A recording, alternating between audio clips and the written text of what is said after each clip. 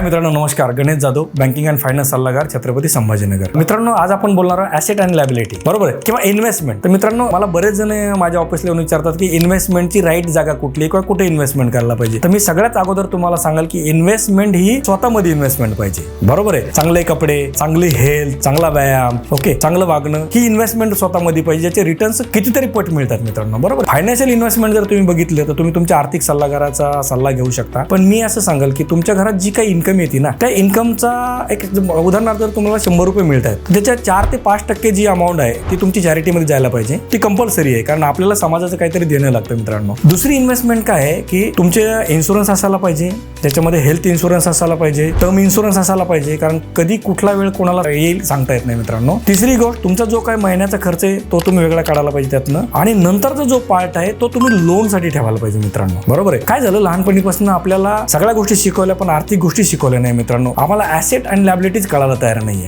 बरोबर आहे. मी चांगला फोन घेतला, चांगली बाईक घेतली, हे मला काय वाटतं ती माझी ॲसेट झाली मित्रांनो, पण ती तुमची लायबिलिटी आहे. जर आज मला गरज आहे त्या गोष्टीची तर ती घ्यायला पाहिजे. तुमची ॲसेट काय असायला पाहिजे, तर तुमच्या वेगवेगळ्या क्षेत्रामध्ये छोटी छोटी इन्व्हेस्टमेंट ही तुमची ॲसेट असणार आहे मित्रांनो. म्युच्युअल फंड असतील, गोल्ड मध्ये इन्व्हेस्टमेंट असेल, प्लॉटिंग मध्ये इन्व्हेस्टमेंट असेल, ही तुमची ॲसेट असणार आहे मित्रांनो. खूप मोठं घर केलं किंवा खूप मोठी गाडी केली, ही तुमची लायबिलिटी आहे मित्रांनो. आणि हे आपल्याला आता शिकणं खूप गरजेचं आहे. तुमची इन्व्हेस्टमेंट काय, लायबिलिटी काय आणि ॲसेट काय. तर मित्रांनो, वेगळ्या तुमचं जे काही फायनान्शियल सल्लागार असेल त्याला तुम्ही विचारून हे करू शकता. पण मी असं तुम्हाला वैयक्तिक सांगाल की जे काही तुम्ही घर घेताल त्या घरामध्ये तुम्हाला झोप चांगली आली पाहिजे. जी काही तुम्ही गाडी वापरता त्या गाडीमध्ये तुम्हाला त्याचा आनंद घेता आला पाहिजे मित्रांनो. हे नव्याने आपण जी गोष्ट सुरू केली तुमच्यापर्यंत संवाद साधायची, पण नेहमी भेटत जाऊ. तुमचे जे काही प्रश्न असतील, तुमचे जे काही सुझाव असतील ते कमेंट बॉक्समध्ये तुम्ही टाकत राहा. आणि प्रत्येक वेळेस मी नवीन नवीन फायनान्स रिलेटेड, सामाजिक काही गोष्टीचे प्रश्न असणारे जे मला वाटतं की मी तुमच्यापर्यंत पोहोचवायला पाहिजे ते नक्कीच पोहोचेल. आणि आपण नेहमी भेटत राहू मित्रांनो. धन्यवाद. Thank you very much.